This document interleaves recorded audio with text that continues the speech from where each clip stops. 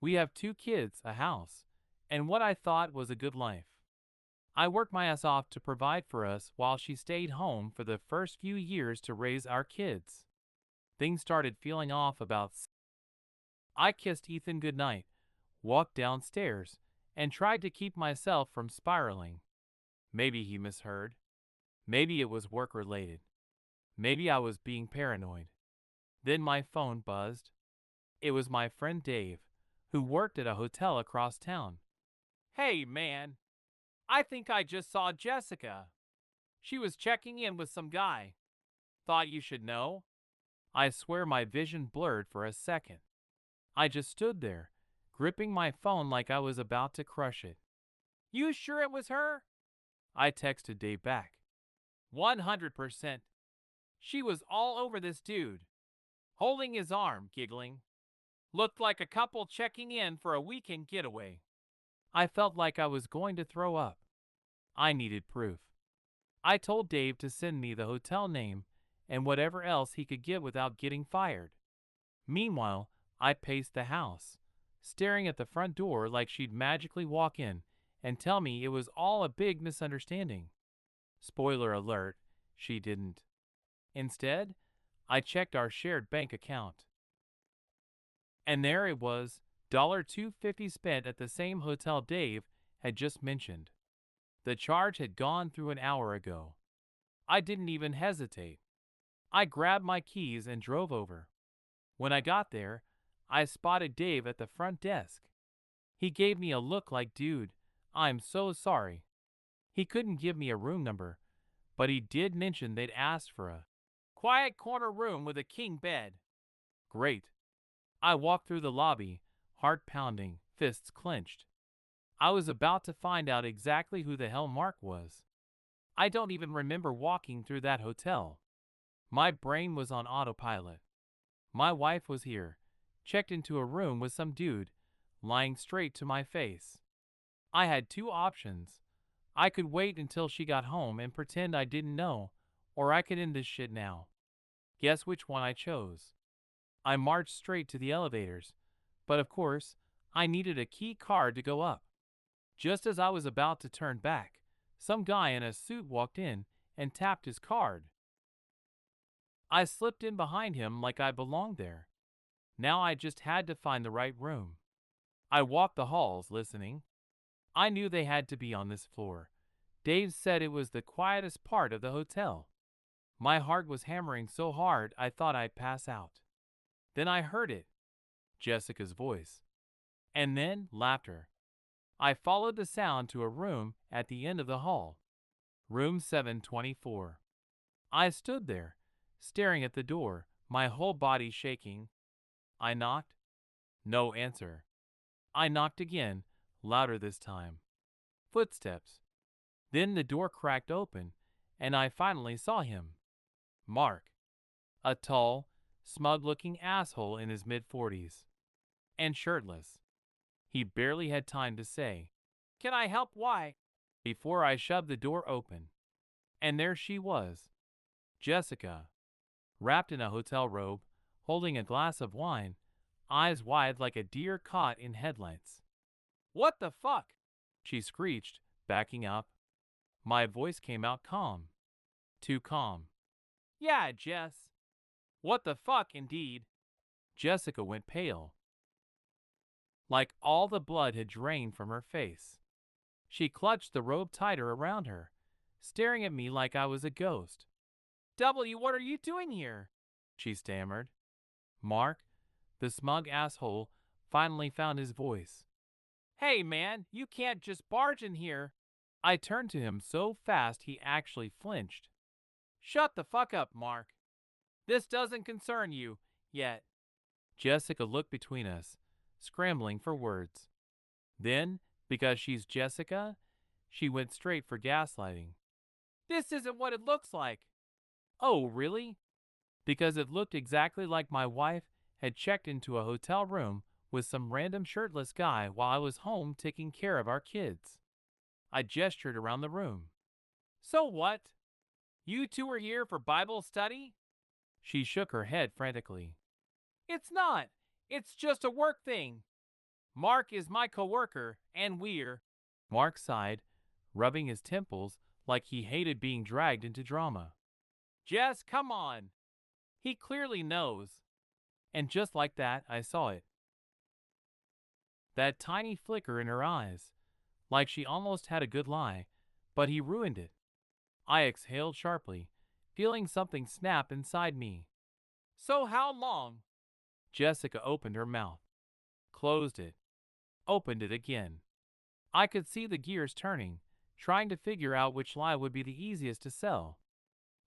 It just happened once, she blurted. Tonight was the first time, I swear. I laughed.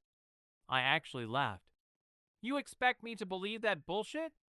Then fucking Mark, decided to add his 2 cents. Look, dude, I didn't know she was married. She told me you guys were separated. Jessica whipped around. Mark, shut up. And there it was. The truth. She had told him we were separated. She had been doing this for a while. I let out a slow breath, nodding. Okay. Then I turned and walked out. Jessica ran after me, grabbing my arm. Wait, please. Let's talk about this. I shook her off. Oh, we'll talk. But not here. Not now. And not the way you want. Then I left her there, half naked, panicking, standing next to the guy she blew up our marriage for. And I was already planning exactly how I was going to make her regret it. The drive home was a blur. My hands were gripping the steering wheel so tight my knuckles turned white. My mind was racing, flipping between rage and cold calculation. Jessica had just stood there lying to my face. Even when she got caught. Even when Mark threw her under the bus. She still tried to twist the story. But she was done. By the time I pulled into our driveway, I already had a plan. First, I wasn't going to yell. I wasn't going to scream. I was going to be smart. I wasn't just going to leave. I was going to win. I walked inside, checked on the kids, fast asleep, thank God, and grabbed Jessica's laptop from the counter. If she had been lying to my face, there was no telling how deep this rabbit hole went. And holy shit, was I not prepared for what I found. I opened her email first. Nothing too damning, just some flirty messages with Mark that went back months. I scrolled further. More messages. Different guys. Some were old, from before she got her job. Some were recent. My stomach turned. Then I checked her texts. That's when I felt like the biggest fucking idiot alive. Because Jessica wasn't just cheating. She was living an entirely different life. There were messages to Mark, sure, but also to other men. Some she was sexting, some she was flirting with, and at least 2 that she had met up with. And then I saw the worst one. A text from her to her friend, Amanda, from 2 months ago. Jessica, I know I should feel bad, but I just don't. It's not like Kyle, is ever going to find out. I'd leave if I could, but he makes too much money. No way am I going back to working full-time. Mark isn't the first, and he won't be the last. Almeo. I stared at the screen. My heartbeat was so loud in my ears. I felt nothing for a moment. No rage. No sadness. Just a cold, clear understanding. Jessica wasn't just cheating. She was using me. I closed the laptop and took a deep breath. She had no idea what was coming next. I didn't sleep that night. I just sat there, staring at Jessica's messages, letting the reality of it all sink in. She never loved me. Not really. She loved the life I provided. The house, the comfort, the stability. But me? I was just a paycheck. A walking ATM. And she thought she could get away with it. By the time the sun came up, I had a plan. First, I called a lawyer. I explained everything, and she told me exactly what I needed to do. I had more than enough evidence to file for divorce, and get full custody of our kids. Turns out, courts don't look kindly on a parent who prioritizes fucking random dudes over their children. Second, I called my bank, froze our joint account, opened a new one in only my name, moved my paycheck deposits. Then I made a call to my buddy Jason. Jason owns a private security company and has access to some very useful tools. Within a few hours, he had pulled up hotel receipts, deleted messages, and even some tracking data from Jessica's phone. She wasn't just fucking Mark. She had met up with 3 other guys over the past 6 months. Different hotels, different excuses. All while I was home putting our kids to bed. And the best part? Mark was her boss. Oh, this was going to be fun. Around noon, Jessica finally came home. She looked like shit, hair messy, makeup smudged. She probably hadn't slept either. The second she saw me standing in the kitchen, arms crossed, she started the act. Kyle, please, let's talk. I held up a hand. Sit. She hesitated, but she sat at the kitchen table. I pulled out her laptop and spun it toward her. The screen was still open to her texts. She stared at it, her face going completely blank. Then, like clockwork, the bullshit started. I was going to tell you. I laughed. Were you? Before or after your next hotel visit? Her eyes welled up with fake tears. It was just a mistake. I shook my head. No, Jessica. A mistake is forgetting to buy milk. This was a fucking choice. Over and over again. She tried to reach for my hand. I pulled away. Kyle, I love you. Things got complicated. I was unhappy, and Mark was there for me in ways you weren't. I actually laughed at that. Oh yeah. And the other guys? Were they there for you too? Her face dropped. She knew. She fucking knew I had her. I leaned in. We're done, Jessica. I already talked to a lawyer. I already have evidence. You're going to pack a bag, and you're going to leave this house. The fake sadness disappeared in an instant. Her face twisted into pure venom. You can't kick me out. This is my house, too. I smirked. Actually, it's not. I bought this house before we got married. Your name was never on it. So yeah, I fucking can. She opened her mouth, then closed it. She knew I was right. Then she switched tactics. What about the kids? You can't take them from me. I held up my phone. I have everything I need to prove you're an unfit mother. And don't bother crying to a judge, because trust me, when they see what I have, you'll be lucky to get weekend visitation. Her face went from red to ghost white. That's when she knew. She had lost. And I was just getting started. Jessica sat there, frozen, her mouth slightly open, like she was still processing just how badly she had fucked up. She thought she had me wrapped around her finger. She thought she could gaslight, manipulate, and lie her way out of this like she always did. Not this time. Kyle, please, we can work this out. For the kids. I scoffed. Oh, now you care about the kids? Where was that concern when you were screwing your boss in a hotel while I was reading them bedtime stories? Her bottom lip trembled. She was desperate now. I could see it in her eyes. I'll stop. I swear. It was just a phase. I wasn't thinking. I cut her off. Save it, Jessica.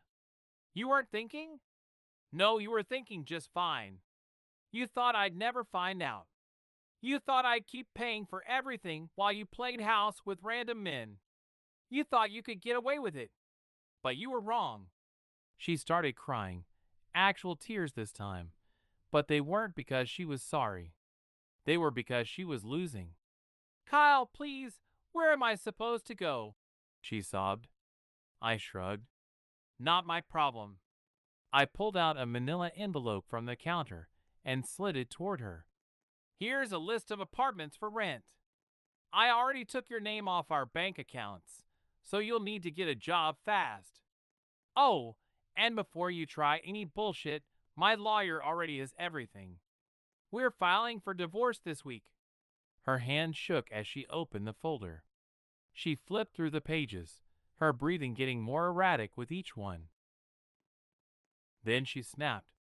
She slammed the papers down and stood up so fast the chair screeched across the floor. You can't do this to me, she screamed. You're ruining my life. I let out a low, humorless chuckle. No, Jessica. You ruined your life. I'm just making sure you face the consequences. She grabbed her phone and started typing furiously. I knew exactly what she was doing, texting her flying monkeys, looking for sympathy, trying to spin this like I was the bad guy. I smiled, because she had no idea what was coming next. Oh, she thought losing me was bad? Just wait until she found out I had already blown up her entire world. Jessica was still frantically typing on her phone, probably messaging her little support system, her friends, who would take her side without even asking for the full story. I just stood there, watching, waiting. Then her phone buzzed. She looked down, and her face dropped. She went completely still. What did you do? She whispered. I smiled. Oh, you mean besides filing for divorce, freezing our accounts, and kicking you out? I leaned in slightly. You mean what I did to Mark? Her eyes snapped up to mine, wide with panic. Kyle, please, what did you do? I pulled out my own phone and turned the screen toward her. It was a forwarded email thread, sent anonymously, to Mark's boss, the company's HR department, and the CO. Every single detail was in there. The hotel receipts, screenshots of their messages, proof that their business trips were not business related. Mark had been screwing his subordinate on company time and using company funds to do it. Mark was done. Jessica let out a strangled noise, like she was about to be sick. You got him fired? I smirked. Oh no, not yet. But he will be. Corporate HR doesn't play around with workplace affairs, especially when expenses get involved. He'll be out of a job by the end of the week. Jessica gripped the edge of the table like she was about to collapse. Kyle, you don't understand. Mark was going to help me. I held up a hand. Stop. Just stop. Do you even hear yourself? You were planning a whole future with this guy while living under my roof, spending my money, lying to our kids. And now you're upset because your little meal ticket is gone? She actually nodded, tears streaming down her face. I let out a humorless laugh. Jesus Christ, Jessica. You really are a piece of work. Then her phone buzzed again. She hesitated before looking at it, and when she did, she physically winced. She knew. She knew what was coming next. Who else did you tell? She whispered, her voice shaking. I crossed my arms. Everyone. Her hands covered her mouth. No, no, you didn't. Oh, I did. Her parents. Her siblings. Our mutual friends. The moms from the kids' school. I sent out a beautifully crafted message explaining exactly why our marriage was ending, complete with receipts. Jessica loved playing the victim, spinning stories to make herself look good. Not this time. This time, everyone knew the truth. She let out a shaky breath. Then she snapped. She lunged at me, fists clenched, shoving me hard in the chest. You fucking bastard! You ruined my life. I barely moved. I just stared down at her, unbothered. No, Jessica. You did that all on your own. She let out a scream of pure frustration, like a toddler throwing a tantrum. I just smiled and stepped back. Now pack your shit and get out of my house. Because Jessica was about to learn something very important. When you burn down your own life, Don't be surprised when you're left standing in the ashes. Jessica stood there, fists clenched, chest heaving, face twisted in pure rage. She wanted to fight. She wanted to argue, to cry, to manipulate, to spin this into some poor me narrative. But she couldn't, because I had already won. Her phone buzzed again. She flinched. I smirked. Go ahead, check it. See who else found out. She didn't. She just squeezed her eyes shut and let out a shaky breath. You didn't have to do all this, she muttered, barely above a whisper. I laughed. Oh, but I did. Because if I didn't, you'd be playing the victim right now.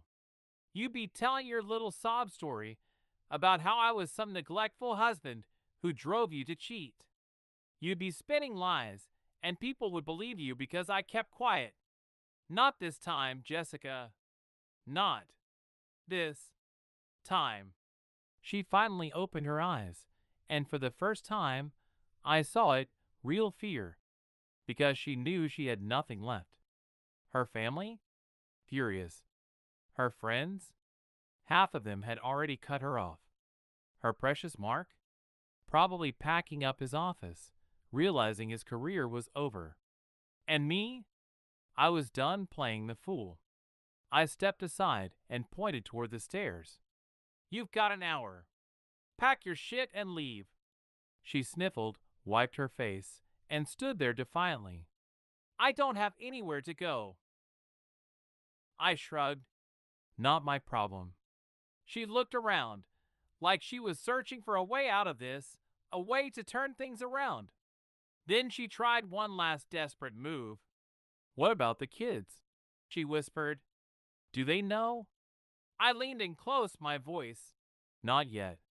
But they will. And when they ask why Mommy doesn't live here anymore, I'll tell them the truth. Her breath hitched. That hit, she let out a choked sob, shaking her head. Kyle, please. Let's just take a few days to figure things out. I laughed in her face. Oh no. You don't get a few days. You don't get a fucking second more of my time. You made your choice. Now live with it. I grabbed her suitcase from the hall closet and shoved it into her arms. 1 hour, Jessica. Then you're out. And if you're still here, I'll call the cops and have you removed. Her jaw dropped. You wouldn't try me. She searched my face, looking for anything she could use. But there was nothing left. She had lost. And now, she had to face what came next. Jessica stormed upstairs, slamming doors like a fucking teenager throwing a tantrum. Good. Let her rage. Let her feel even a fraction of the anger I felt when I found out she had been screwing other men behind my back. I sat down at the kitchen table, pulled out my phone, and started typing. A simple message to my lawyer. She's moving out today. Let's move forward with everything. Then I went to my home security app and checked the cameras. Yep. Just like I thought. My buddy Jason was already parked down the street, keeping an eye on things. I had called him after Jessica blew up, just in case she tried some stupid shit on her way out. 30 minutes passed. Then 45. I could hear drawers slamming, her pacing back and forth, her sniffles turning into full-on sobs. At the 50-minute mark, she came downstairs, dragging her suitcase. Her eyes were red, but her mouth was set in a deep scowl. I hope you're fucking happy, Kyle, she spat. I leaned back in my chair, completely calm. Not yet, but I will be. She let out a bitter laugh. You think this makes you the good guy? You think people won't judge you for kicking out the mother of your children? I smirked. Oh, I don't care what people think, Jess. But you should. Because right now, everyone knows exactly who you are. Her nostrils flared, and she clenched her jaw. I made a mistake. I stood up so fast she took a step back. Stop saying that, I snapped. A mistake is a one-time thing. You made a goddamn series of choices. You lied, cheated, gaslit me, and laughed about it with your friends. And now that it's blowing up in your face, you're still trying to play the victim. She crossed her arms, looking away. I never meant for it to get this far. I let out a humorless chuckle. Yeah, well, it did. And now it's over. So take your shit and go. Her face twisted, and for a second, I thought she was going to argue again. But then she grabbed her suitcase and yanked it toward the door. I followed her out, watching as she walked to her car. She hesitated, gripping the handle, then turned back to me one last time. You're going to regret this. I smiled. No, Jessica. The only thing I regret is not seeing through your bullshit sooner. She got in the car and slammed the door. The tires screeched as she pulled away. And just like that, she was gone. I stood there, taking a deep breath, feeling something I hadn't felt in a long time. Relief. She was out of my house, out of my life. And now, it was time to make sure she stayed out. The second Jessica's car disappeared down the street, I let out the biggest exhale of my life. It was over. Well, almost. I walked back inside and locked the door behind me. Then I grabbed my phone and sent another text to my lawyer. She's out. Let's move forward with full custody.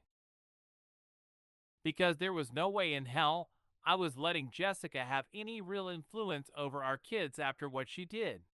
She wasn't just a cheater, she was a liar to her core.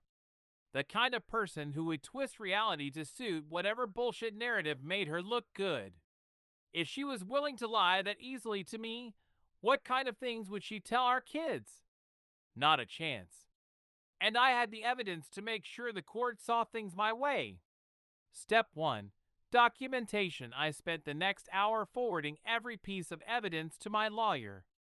The texts, the hotel receipts, her messages to Amanda bragging about how she was using me for money. The best part?